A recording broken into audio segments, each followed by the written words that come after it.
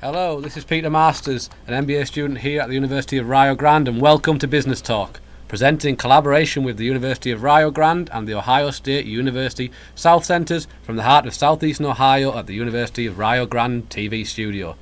Our goals are simple: promote the University of Rio Grande and the Ohio State University South Centers, as well as advocate local small business and their support organisations. More importantly, to promote southeastern Ohio as a wonderful place to live, explore and learn. There are many different ways you can find us: the University of Rio Grande Cable Access Channel 17, live online at blogtalkradio.com, and on YouTube if you are unable to catch our show live. Introducing our co-host today from the University of Rio Grande, Jason Winters, Director of the Centre for Small Business Entrepreneurship, Mike Thompson, Director of the Instructional Design and Media Services, and Patrick Dengel, Business Development Specialist from the Ohio State University South Centers. Thanks for tuning in, and we hope you enjoy the show.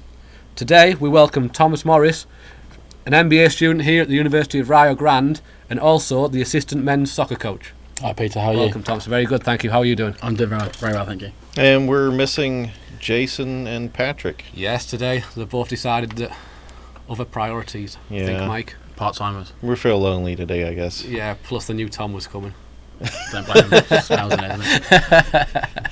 And then, so everybody's got a nice view of my balding head and a nice shot there. Okay, so Tom, tell us a little bit about yourself, where you're from and how you got here. Yeah, sure. I am originally from England, a place called Reading, which is kind of just west of London, about 40 miles along the River Thames. I first came to the US in 2007, had a soccer scholarship down in South Carolina, played there. My main goal at the time was to play professional soccer. Didn't quite work out, but... professional soccer in Europe or over here? Wherever I had the opportunity, really. Wherever I was able to find a spot. Didn't work out, unfortunately, but from that I wanted to continue my education and ideally stay within soccer, and that's how I kind of turned to coaching. Okay. And then, how did you get discovered by, I guess, our coaches and come to find yourself in Rio Grande? I was very lucky in the fact that my assistant coach at Limestone used to be the graduate assistant here.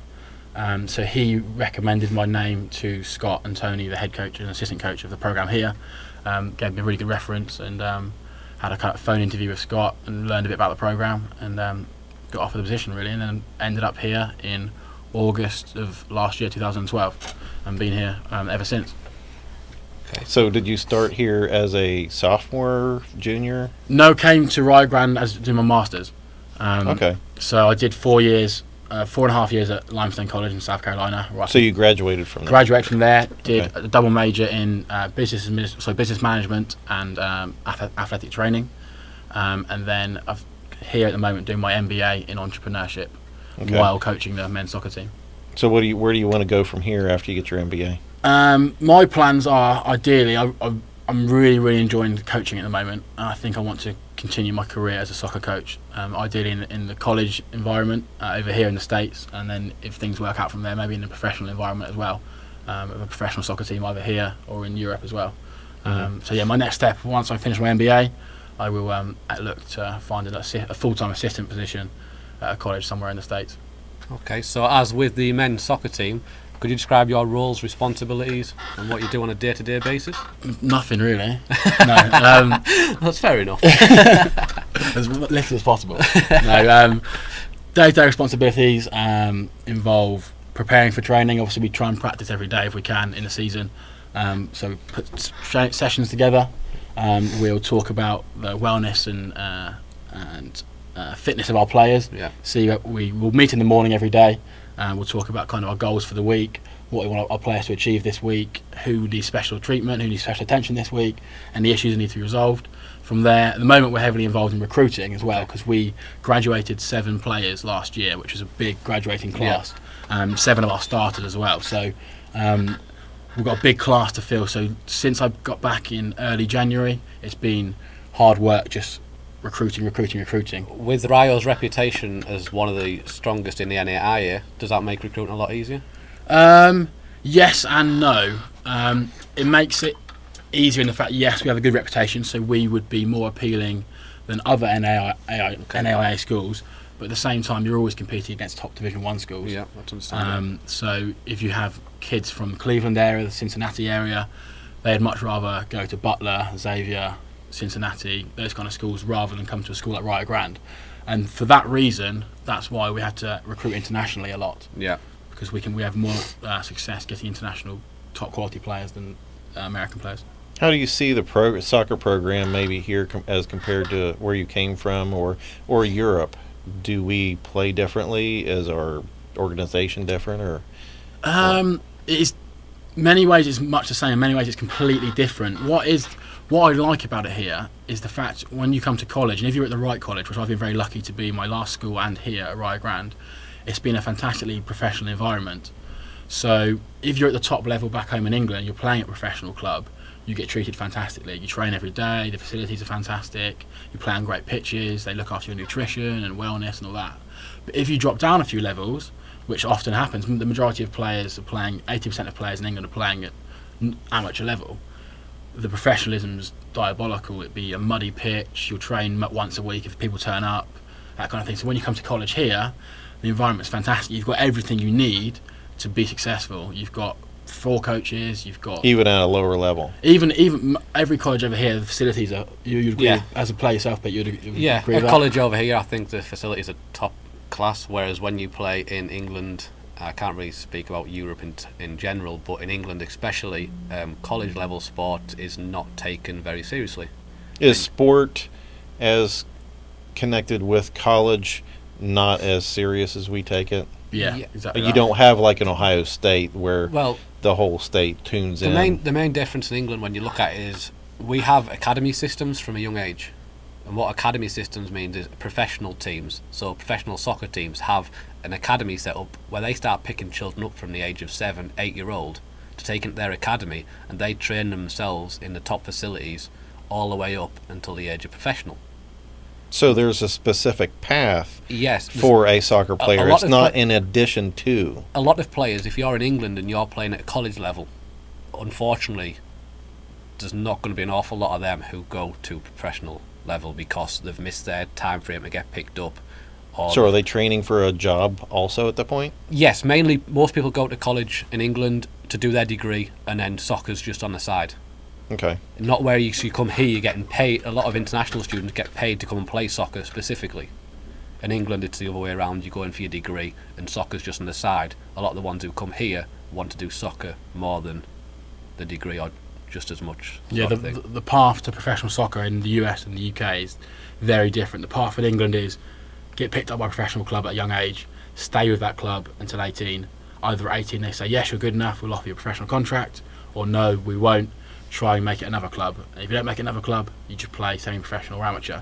In the US, obviously the path is play for the best club possible, best high school possible, then find the best college scholarship. And that is a big step in becoming professional, because obviously the professional soccer players in the US all graduate from preferably Division 1 colleges.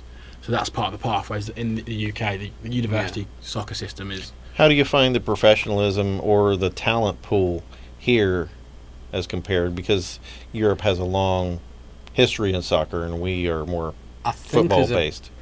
Big difference between the physical side of the game. Like from what I've realised when I've come over and met American players who play soccer, a lot of their game is based around the athleticism, the speed, the endurance, things like that. Now in Europe especially, it's more. There's a lot of it on that side of it as well, but there's a lot more technical work when you're younger. Like we'll go to practice and it'll be basically there'll be a smaller ball or there'll be a heavier ball or something, and it'll just be all about getting touches on the ball, keeping the ball, passing it, moving it, tricks. Over here, there seems to me to be a lot more reliance on the work rate and the effort. Now it is hard when you play against Americans because they're always in your face, they're always going to close you down. But then technically, unless you've got the top players, like the band just below, is more just hard workers than technically gifted. Now in our program, since we do have a lot of international players, do they, maybe it's a secret, I don't know, but do they exploit your technical ability against the other American players, or do they try and change you to more of the American style? Well, I would certainly say they try and get the most physically out of the internationals, because we'll bring in internationals, and Pete's team does the same thing. they'll bring internationals, and as Pete says, they'll have fantastic technical ability, won't be the best athletes. So they won't neglect the technical side of things, but they will certainly try and bring the physical side of things out of them. But we've had occasions where, because on the men's team here, I'm very lucky to be part of a fantastic footballing side, but we have had encounters where we've been outworked by teams, and because of their better work rate, their better physicality, that's been a problem for us, and we've ended up suffering in games and losing. So it's about getting the balance, and that's what we're trying to achieve. We're trying to bring in the best players possible, but at the same time make sure they know the importance of hard work and having a strong work ethic. It's probably a challenge for international players to adapt to that. Yeah. How about South American players? Are they another breed? Yeah, it's every culture's different, and that's one of the joys and the hardships of being a coach, is because you have to learn that very, very quickly. Mm-hmm. And I'd never worked with South American players until I came here, and obviously being an English player, you have a mindset about football. But since I've been here, it's opened me up a little bit to these guys, they don't have the same vision and image of soccer. It's different. The guys I've met it's a bit more laid back. It kind of goes along with the culture too. Yeah, it's all culture. And we've got a Japanese lad who plays for us, and again his culture is completely different. So it's about, the hard part is about trying to blend all those different cultures together and ensuring that everyone's heading in the right direction. I mean, the international recruiting is made slightly easier by the contacts the coaches have and by the companies which help bring international students in. I mean, I know Tom for himself, for his MBA project, is talking about a recruiting company for finding athletes scholarships in the US. Yeah, that's been something that I've been looking into for the last couple of years, and that's why I'm really enjoying the MBA program here that I've been lucky to be a part of as well. Is because the whole 2 years of the program is just about building a business plan. So as I said, I want to go into coaching, but if I decide down the line I don't want to do that, I will graduate with a business plan that I can take to investors, to the banks, and say, this is my idea, this is why I know it's going to work, will you invest in me? So that's why the MBA has been a fantastic opportunity as well. So I've been able to combine my MBA with my coaching, so it's just a perfect opportunity, and that's why being a graduate assistant is such a good. Yeah, that's a good segue to the next thing of being an MBA student at Rio Grande. So making a business plan, do you, in the MBA program, which has an emphasis on entrepreneurship, do you concentrate, or the classes all relate to your business plan and you just hone this over 2 years? Pretty much, from what kind of, yeah. Yeah, they're doing some way. They are all slightly based towards entrepreneurship, but there's a lot of helping business in general. I mean, a lot of the principles you learn in business, and obviously you can apply them to your small business and your plan. I mean, we've already done our plans, well, a draft of our plan, not our full plan. Are you together on the same, we're in the same class? Classes, yeah. No, I mean, are you on the same project as his? No, we've all got our own plans. What are you doing? My plan is to create an outward bounds activity centre for children, like a resort, like a camp for schools to use during the year, and then during the summer, obviously, for camps. They have a few of them over here already, but we have. Is that something you have more over there? In England, yes. And what is it? It's like an outward bound centre. It's like a school retreat for a week. So they come away. The teachers will bring them away for the week, and it'll be all out different types of outdoor activities. So the whole school? No, just like a class. A class and their teacher. Yes. Go to this. Yes. And they do other activities, bonding activities, or what's the purpose? No, it's more just about learning how to work as a team, being independent, solving things outside, like different tasks. I mean, there's different activities depending on, obviously, mine has a lot of, would need well funding. That's my major obstacle in my. Would this be a place where you would camp or stay inside of a? It'd be inside of a cabin. Okay. It'd be a cabin, and it'd obviously be like a big food hall where everyone would eat together, things like that. And male, female, and everything all together. Yeah. Well, separate cabins for sleeping, obviously, but obviously eating and all the activities will be together. Yes. What would be the age range? Is this elementary or high school? I was looking for the age range of around 8-year-olds, as soon as they're able to actually have some sort of independent outside activity by themselves. So obviously I was looking about 8-9-year-old up until the end of high school. Okay, and then I guess the capacity would be a couple of classes at a time per week. Yes, it obviously would depend on how much staff I could get in, but obviously you're looking at a ratio of about at least 1 to 8 children probably at least for instructor for health and safety issues. So you're looking at probably 4 instructors to a group of 32, looking at that. But you could also include the staff of the school as potential instructors to help out if needed on just not obviously instructing activities, but just being there as another set of eyes and hands. Okay, so from your initial conception, yes, of either of your ideas, is there something that you have learned in the MBA program that's like a big light bulb that, okay, that has maybe changed or shaped your idea? I think the biggest thing for me is obviously market research and finding that right location. I mean, you can have a fantastic idea, but if you're in the wrong location, which the is wrong not, market, not accessible to a large population. Like for mine especially, I feel I would need to be in a heavily populated area. Not right in a heavily populated area, but easily accessible within like 30 minutes. So that it is getting them away from the school or their area, but it's not too far to travel, especially with children. Yeah. So obviously I'd need to find like a perfect location that has probably a lake, which is what I would need for kayaking and canoeing. Yeah. Things like that. I would need some sort of forest area for whether it would be a rope course or whether it would be orienteering. I don't know if I have that over here. Basically, you get a map and a compass and you have to find different points around the area. So I mean, for me, there's a lot of different aspects I would need to take into consideration to find. So I could work for you as being a drill sergeant kind of character. Fantastic. Just yell and scream at him. Yeah, if you would like to do that, Mike, you've got a job. Yeah, I have a military background, so yeah. Fantastic. Captain Mannering. They'll all be sniveling, crying little children.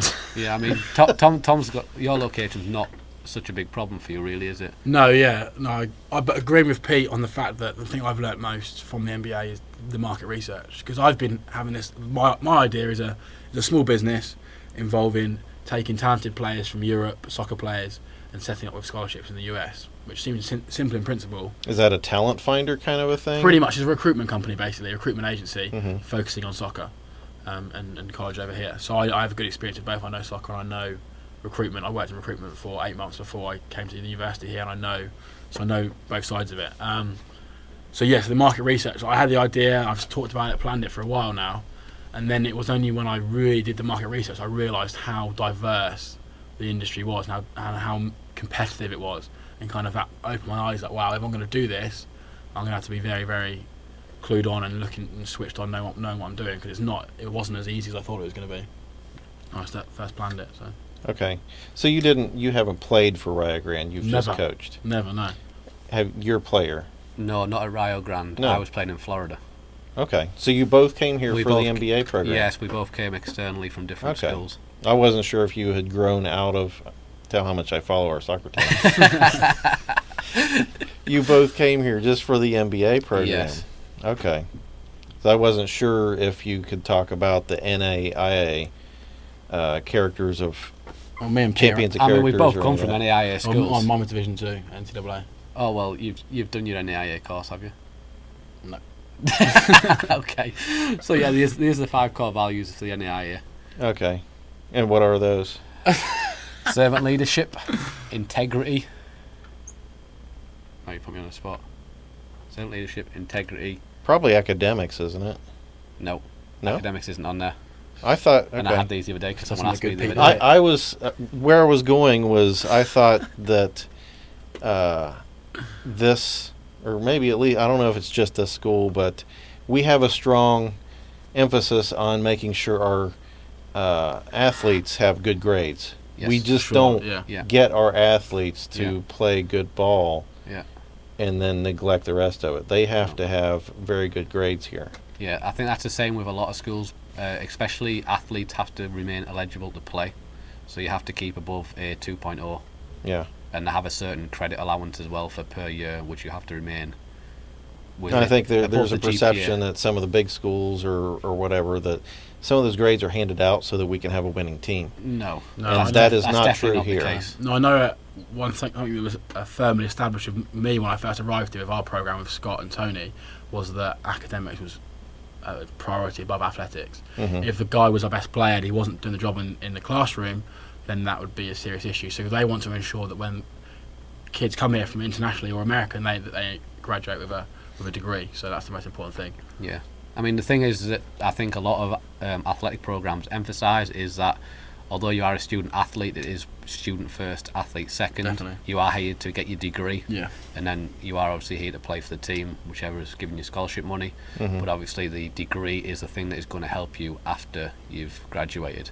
Yeah, because the percentage of people who go professional after graduating college is so low. Yeah. That the degree really needs to be the priority.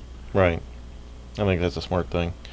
The next thing was business planning and market research. How do you go about doing this business planning and market research? You talked about how that was one of the things that I guess was most helpful in the MBA program as far as your ideas. How do you go about doing that? I mean, basically, your business plan, most business plans you'll find out they have a set format to go through. I mean, basically, you have to touch on every area of your business to make sure not just that when you go to investors that you can show them you've thought about it, but often people will come up with an idea for a business. They won't have thought about it much, and they won't have thought about everything that it entails doing the business. Sure, like not that I want to, but I want to open a restaurant because I like cooking and I like eating. So your business plan is actually a step-by-step guide of how you're going to operate, how you're going to get to where you want to go, your projections for the future for finances, because that is a major thing that investors look at. But then also your market research comes in again about location. You've got to know your competitors who are around the area. You've got to know the market you're in, who you're competing against, the prices that you can charge. I mean, you look at someone who's got a competitor 10 miles away, if they're charging a lot more, obviously they're not going to get the business. So I mean, a lot of the market research I think that we've learned is actually you've got to get out there and find the information mainly about your competitors, about your market that you're aiming for, like your demographic market. Yeah. And the things that you're going for, both of you, are those something that you find that there's not a lot of competition for? No, certainly with mine, what I found out from doing the MBA, this market research, is the competition is vast. It wasn't, say, 5 years ago. The market was very saturated. Also not saturated, very there's about 4 or 5 companies who had all the market power. But now, in the last 4 or 5 years, recruitment companies involved in scholarships in the US have set up all over Europe. There's 3 or 4 big ones in Germany. There's at least a dozen in the UK now. Is that funneling kids from Europe to United States? Yes, exactly that. Yeah. So we use these companies ourselves. So I've been on both sides of it. I've helped players from the UK come to the US. So I've walked them through the step-by-step guide to becoming a student athlete in the US. And now I'm on the other side of it, speaking to agencies, bringing players in. So why do people want to come from Europe to here? Why do you want to play over here? Isn't the center of soccer Europe? For me, the reason it was for me is kind of what we talked about earlier. I always wanted to carry on playing soccer. I wasn't good enough to go professional in the UK, but at the same time I always wanted to get a degree as well. If you get a degree at university in the UK, soccer goes out the window because the level of soccer at university is down here. So the US provides a perfect opportunity to study and play soccer at a great level. At a higher level. And for me as well, I always wanted to travel and have a life experience, something a bit different, and see the world. So it gave me the opportunity to do all those 3 things. So it was just a no-brainer for me, really. I mean, I agree with Tom exactly what he said. I came for the same reasons. Over here is a continuation of where you've left off back in England, a chance to carry on playing at a serious competitive level. And it actually worked out cheaper for me to study in America than England. Because in England you don't get scholarships for playing sports. Not as far as I'm aware. I mean, I didn't really look into it that much. But some you do, but very little. Yeah. I mean, over here, obviously with how serious the collegiate sports are and the money and the investment going into it, people, I mean, for us, it's an experience to come away from home. I wanted to move away from home for university. I didn't want to stay at home. Someone spoke to me about the chance of America, and I was like, it's a good idea to look into. I mean, I got a chance to play with players who had played at the same level back in England, so it was all a very good standard. The players I was playing with day in, day out. My coaches were already over here. They were English as well, the coaches I had. Do you think you would go back and be a better player than some of your contemporaries? I think the players who didn't continue after 18, yes. But the players who've continued and gone into like the professional levels, obviously no, because they've been playing at a higher standard, both probably physically and technically. Because to play professionally, obviously you're playing day in, day out, 2-3 times a week, 90 minutes, at a very fast pace. Yeah. So I mean, compared to some people who don't play anymore, then I'd probably say yes. But compared to the players who carried on and continued from that age, then I'd think they would now be a lot further on than what I am. We've got about 5 minutes left. One of the other talking points was achieving lifetime goals at start at school. What were you wanting to hit on that? I suppose, again, touching back on kind of what I said earlier about, I always wanted to stay involved in soccer. Like growing up, I had heroes, soccer players like Muzzy is it, and Zinedine Zidane, and players like that. And so I always wanted to be involved in soccer. When I wasn't able to become a professional soccer player, I always wanted to stay involved in it. And coming over here allowed me to continue playing, get into coaching, and do athletic training as well, which is kind of staying involved in soccer in another way. So that's why I think coming over here has helped me to achieve a lifetime goal of constantly being involved in sport, and especially in soccer. So, who's your favourite teams in England? Well, I'm from Reading, and we've got a team in the English Premier League. So that's the team I grew up playing with, and they're doing very well. They're doing very well. All right, Pete. Who is that? Reading. They're second bottom at the moment, but they're a fantastic They're better than my team. Yeah, they're in the league above Pete's team, so you can't really say anything. Okay, so it's not like Arsenal or Manchester United or. I'm a home boy. I support my home team, Middlesbrough, but we're not very good. I do support Man United as well, though. I know we're actually playing Chelsea at this minute, so I hope we're not winning at the moment. I have no idea. Getting battered, probably. Not in the cup? Yes. Okay, on a personal level, maybe, what have you found that you, contrasting UK versus the United States, what have you found that you liked about the United States? The food. The food. You actually like the food? The food's awesome, yeah. Well, I can't really say about Ohio, but Florida was the climate. Oh, yeah. South Carolina was the same. I mean, I love being down there just because it was warm all year round. Yeah. So, I mean, Ohio was a lot more like England in terms of climate, but I really enjoyed the climate down there. Yeah, very nice. Same in South Carolina, really, really warm all year round. What about the food? I thought the food might be more diverse in England. I do miss, that's true, very true. You've got Indian food and a lot of different things. That's the thing, I do miss that stuff, Indian food, I miss that. I miss fish and chips, and obviously my mum's dinners. Sunday roast. Yeah. And there's probably no fish and chips here that compare. I think very rarely. I think you can find them in certain places, but nowhere around here. It's because our chips are chunky. Thick we have French fries, and ours are like steak fries, like as Tom says. Fries, yeah. Okay. And our sausages are very different as well, aren't they? Yeah, sausage and bacon. I've never seen a sausage that's round before until I came here. Oh, like a patty? The patty, yeah. I'd never seen that until I came to America. Yeah. Okay. Our sausage is just like... Right. Yeah. Just like a regular hot dog type of thing. Yeah. Bangers. Bangers and mash. Bangers and mash. Oh, that's good. I miss it. Great Making meal. me hungry now. Always hungry, to be fair. What do you... Okay. So thinking, what do you miss about over there once you've been here for a while? Just my family. That's really... Yeah. 2 brothers. Miss them a lot. And the rain. I'm not missing that anymore. There's loads of it at the moment. Rain and snow. Yeah, this is about the climate over there. This is English summer. Yeah. This is what we get all the time. It's a nice day for us, isn't it? Yeah, it's not bad. What about you, Pete? What do you miss? I miss family. I think that's the main thing from home. Family and friends is always the one thing you're going to miss. I miss the fact I don't play soccer every day. Yeah, that's true. Even though over here I did play it for a while. And I knew when I was in northern Germany, it would be like halfway raining all the time. Yeah. And they're still out there on the field playing. Well, we have soccer all year round, going from August to May. You play on snowy pitches, you play on frozen pitches. They're just crazy. Pitches. When you were playing soccer, you had 7 weeks off for the summer, from May until like beginning of July, and then you were back in for the full season. When's the season here for the teams? August till December. Usually end of November, December, depends how far you go in nationals.